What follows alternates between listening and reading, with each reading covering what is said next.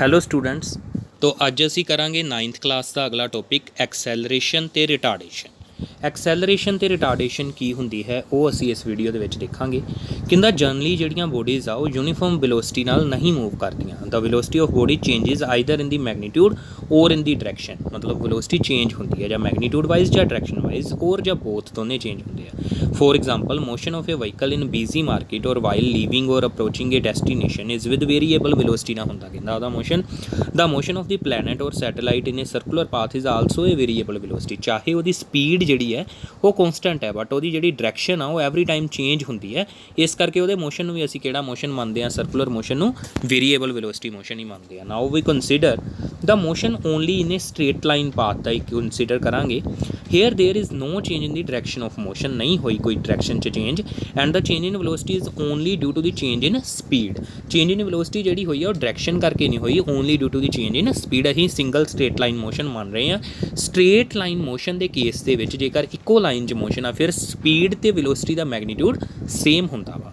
In such a case, if the velocity of the body increases with time, the motion is said to be accelerated motion, while if the velocity of body decreases with time, then it is called as retarded motion. ठीक है जी। So retardation is the negative of the acceleration.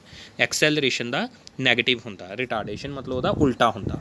ਐਕਸੈਲਰੇਸ਼ਨ ਦੀ definition ਕੀ ਹੈ? It is the rate of change of velocity with respect to time, ਜਾਂ simply ਅਸੀਂ ਇੱਦਾਂ ਵੀ ਬੋਲ ਸਕਦੇ ਹਾਂ, it is a rate of increase of velocity with respect to time. It is a rate of increase of velocity with respect to time. So acceleration ਨੂੰ calculate ਅਸੀਂ ਕਿੱਦਾਂ ਕਰਾਂਗੇ? Change in velocity divided by time interval, unit of v minus u। ਇਹਦਾ formula ਕੀ ਬਣਨਾ acceleration ਦਾ? v minus u divided by time. And acceleration ਦੇ units ਕੀ ਬਣਨਗੇ? ਮੀਟਰ ਪਰ ਸੈਕਿੰਡ ਹੋ ਗਏ ਵੈਲੋਸਿਟੀ ਦੇ ਯੂਨਿਟ, ਤੇ ਥੱਲੇ ਟਾਈਮ ਦੇ ਯੂਨਿਟ ਸੈਕਿੰਡ। ਸੋ ਕਿੰਨੇ ਬਣ ਗਏ? Metre per second square. Metre per second square SI unit of acceleration ਬਣ ਗਏ। CGS ਯੂਨਿਟ ਐਕਸੈਲਰੇਸ਼ਨ ਦੇ ਕੀ ਬਣਨਗੇ? Centimetre per second square. Centimetre per second square. Relation for the acceleration ਆ ਅਸੀਂ ਬਣਾ ਹੀ ਦਿੱਤਾ, v minus u by t, and t ਨੂੰ ਇੱਧਰ ਲਿਆਵਾਂਗੇ, a ਇੰਟੂ ਟੀ ਬਣ ਜੂਗਾ। So v minus u is equal to the a into t, and v is equal to the u plus a t, provided v should be greater than u। v ਜਿਹੜੀ ਆ ਉਹ greater than u ਹੁੰਦੀ ਹੈ, ਕਿਉਂਕਿ initial velocity body ਦੀ ਕੀ ਹੁੰਦੀ ਹੈ? ਥੋੜ੍ਹੀ ਹੁੰਦੀ ਹੈ। ਇਨੀਸ਼ੀਅਲ ਵੈਲੋਸਿਟੀ ਬੋਡੀ ਦੀ ਥੋੜ੍ਹੀ ਹੁੰਦੀ ਹੈ, ਬਾਅਦ 'ਚੋਂ ਜਦੋਂ ਅਸੀਂ ਉਹਨੂੰ ਐਕਸੈਲਰੇਟ ਕਰਦੇ ਹਾਂ ਉਹਦੀ ਵੈਲੋਸਿਟੀ ਕੀ ਹੋ ਜਾਂਦੀ ਹੈ? ਇਨਕਰੀਜ਼ ਹੋ ਜਾਂਦੀ ਹੈ। ਇਹਨੂੰ ਹੀ ਤਾਂ ਐਕਸੈਲਰੇਸ਼ਨ ਕਹਿੰਦੇ ਆ। So v minus u by t. ਜੇਕਰ ਕਹਿੰਦਾ v ਛੋਟੀ ਹੋਵੇ u ਨਾਲੋਂ, ਮਤਲਬ ਬਾਅਦ 'ਚ ਵੈਲੋਸਿਟੀ ਘੱਟ ਗਈ ਹੋਵੇ, ਇਹਦਾ ਮਤਲਬ ਕੀ ਹੋਇਆ? ਮੋਸ਼ਨ ਕੀ ਹੋਇਆ? ਰਿਟਾਰਡੇਸ਼ਨ ਹੋਈ। ਉਦੋਂ ਐਕਸੈਲਰੇਸ਼ਨ ਕੀ ਆ ਜੂਗੀ? ਐਕਸੈਲਰੇਸ਼ਨ ਕੀ ਆ ਜੂਗੀ ਸਾਡੀ? ਨੈਗੇਟਿਵ ਆ ਜੂਗੀ acceleration. So example suppose a car initially at rest 20 metre per second ਆ ਗਈ 10 ਸੈਕਿੰਡ 'ਚ, ਉਹਦੀ ਐਕਸੈਲਰੇਸ਼ਨ ਕਿੰਨੀ ਹੋਵੇਗੀ? 2 metre per second Square.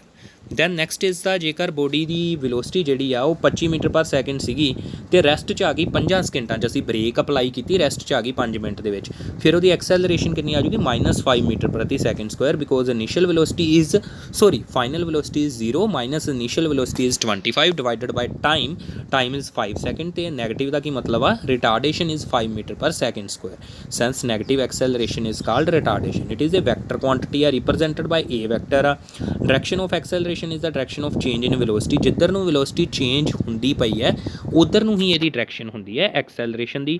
Four ਦੀ ਮੋਸ਼ਨ ਇਨ ਸਟ੍ਰੇਟ ਲਾਈਨ, ਜੇਕਰ ਕਿਸੇ ਬੋਡੀ ਦਾ ਮੋਸ਼ਨ ਜਿਹੜਾ ਵਾ ਉਹ ਸਟ੍ਰੇਟ ਲਾਈਨ 'ਚ ਹੁੰਦਾ ਪਿਆ ਵਾ ਤਾਂ acceleration is in the direction of motion of body. ਫਿਰ ਐਕਸੈਲਰੇਸ਼ਨ ਕਿੱਧਰ ਨੂੰ ਹੋਊਗੀ? ਮੋਸ਼ਨ ਆਫ ਬੋਡੀ ਦੀ ਡਾਇਰੈਕਸ਼ਨ ਦੇ ਵਿੱਚ ਹੀ ਐਕਸੈਲਰੇਸ਼ਨ ਹੋਊਗੀ ਬੋਡੀ ਦੀ। ਸੋ ਚੇਂਜ ਇਨ ਵੈਲੋਸਿਟੀ ਵਾਲੀ ਡਾਇਰੈਕਸ਼ਨ ਹੁੰਦੀ ਐਕਸੈਲਰੇਸ਼ਨ ਦੀ। The positive or negative sign of acceleration tells the whether the velocity is increasing or decreases with time, whereas the positive or negative sign of velocity tells its direction of motion. ਜੇਕਰ velocity ਦੀ ਜਿਹੜੀ magnitude ਆ, ਜੇਕਰ ਉਹਦੀ ਜਿਹੜੀ value ਹੈ velocity ਦੀ ਉਹ negative ਆ ਅਤੇ ਉਹਦਾ ਮੋਸ਼ਨ ਉਲਟਾ ਹੋ ਜਾਊਗਾ ਵੈਲੋਸਿਟੀ ਦੀ ਦਿਸ਼ਾ ਤੋਂ। ਸੋ ਜਿਹੜਾ positive or negative sign of the acceleration tells us whether velocity is increasing or decreasing. ਜੇਕਰ ਐਕਸੈਲਰੇਸ਼ਨ ਦਾ ਸਾਈਨ ਨੈਗੇਟਿਵ ਆ ਅਤੇ ਵੈਲੋਸਿਟੀ ਇਜ਼ ਡਿਕਰੀਜ਼ਿੰਗ, ਜੇਕਰ ਐਕਸੈਲਰੇਸ਼ਨ ਦਾ ਸਾਈਨ ਪੋਜ਼ੀਟਿਵ, ਐਕਸੈਲਰੇਸ਼ਨ ਦਾ ਵੈਲੋਸਿਟੀ ਇਜ਼ ਇਨਕਰੀਜ਼ਿੰਗ। ਸਿਮਿਲਰਲੀ ਜੇਕਰ ਵੈਲੋਸਿਟੀ ਦੀ ਵੈਲਿਊ ਪੋਜ਼ੀਟਿਵ ਆ ਅਤੇ ਫਿਰ ਉਹਦੀ ਡਾਇਰੈਕਸ਼ਨ ਵੀ ਵੈਲੋਸਿਟੀ ਵਾਲੀ ਹੋਏਗੀ ਬੋਡੀ ਦੀ। ਜੇਕਰ ਵੈਲੋਸਿਟੀ ਵੈਲਿਊ ਨੈਗੇਟਿਵ ਆ ਅਤੇ ਬੋਡੀ ਦੀ ਡਾਇਰੈਕਸ਼ਨ ਫਿਰ ਮੋਸ਼ਨ ਦੀ ਉਲਟੀ ਹੋਏਗੀ। ਠੀਕ ਹੈ ਜੀ। Next is uniform acceleration. Uniform acceleration ਦਾ ਮਤਲਬ ਕੀ ਹੈ, ਜੇਕਰ ਬੋਡੀ ਦੀ ਐਕਸੈਲਰੇਸ਼ਨ ਦੀ ਵੈਲਿਊ ਕੌਂਸਟੈਂਟ ਆ, ਯੂਨੀਫਾਰਮ ਆ, ਫਿਰ ਉਹਨੂੰ ਅਸੀਂ ਕੀ ਬੋਲਾਂਗੇ, uniform acceleration. For example when equal change in velocity take place in equal intervals of time. ਜਦੋਂ ਇਕੁਅਲ ਚੇਂਜ ਇਨ ਵੈਲੋਸਿਟੀ ਹੋਵੇ ਇਕੁਅਲ ਇੰਟਰਵਲਸ ਆਫ ਟਾਈਮ ਦੇ ਵਿੱਚ, ਉਹਨੂੰ ਅਸੀਂ ਕਿਹੜੀ ਬੋਲਾਂਗੇ, ਯੂਨੀਫਾਰਮ ਐਕਸੈਲਰੇਸ਼ਨ ਬੋਲਾਂਗੇ। The motion of body under gravity is also a uniformly accelerated motion. Variable acceleration ਦਾ ਮਤਲਬ ਕੀ ਹੈ, ਜੇਕਰ ਐਕਸਲਰੇਸ਼ਨ ਦੀ ਵੈਲਿਊ ਕੀ ਆ, ਚੇਂਜ ਹੁੰਦੀ ਪਈ ਆ। ਇਹ change in velocity, if change in velocity is not same in the same intervals of time, the acceleration is said to be is said to be variable. The motion of vehicle on a crowded road is with the variable acceleration. Acceleration due to gravity, ਜਿਹਨੂੰ ਅਸੀਂ small ਜੀ ਨਾਲ ਰਿਪਰਜੈਂਟ ਕਰਦੇ ਹਾਂ। ਇਹ ਕੀ ਹੁੰਦੀ ਹੈ acceleration due to gravity? When a body falls freely under gravity, the acceleration produced in the body due to Earth's gravitational attraction is called acceleration due to gravity.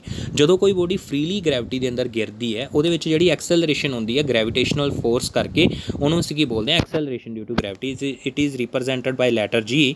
Van a body falls down its velocity increases with time, so acceleration is plus G. ਜਦੋਂ body upward ਜਾਂਦੀ ਹੈ ਉਦੋਂ ਕੀ ਲੈਣੀ ਅਸੀਂ, minus ਜੀ। ਜਦੋਂ body upward ਜਾਏਗੀ ਉਦੋਂ ਬੋਡੀ ਕੀ ਹੋਏਗੀ, ਰਿਟਾਰਡ ਹੋਏਗੀ। ਇਹਦਾ ਮਤਲਬ ਅਸੀਂ ਪਲੱਸ ਜੀ ਨਹੀਂ ਲੈਣੀ, ਉਦੋਂ ਕੀ ਲੈਣੀ ਅਸੀਂ, ਮਾਈਨਸ ਜੀ, ਬਿਕੋਜ਼ ਇਹਦੀ ਵੈਲੋਸਿਟੀ ਡਿਕਰੀਜ਼ਿਜ਼ ਵਿਦ ਟਾਈਮ। ਜਦੋਂ ਬੋਡੀ ਨੂੰ ਅਪਵਰਡ ਭੇਜਦੇ ਉਹਦੀ ਵੈਲੋਸਿਟੀ ਡਿਕਰੀਜ਼ ਕਰਦੀ, ਉਦੋਂ ਐਕਸੈਲਰੇਸ਼ਨ ਨੂੰ ਕੀ ਲੈਣਾ ਅਸੀਂ, ਮਾਈਨਸ ਜੀ।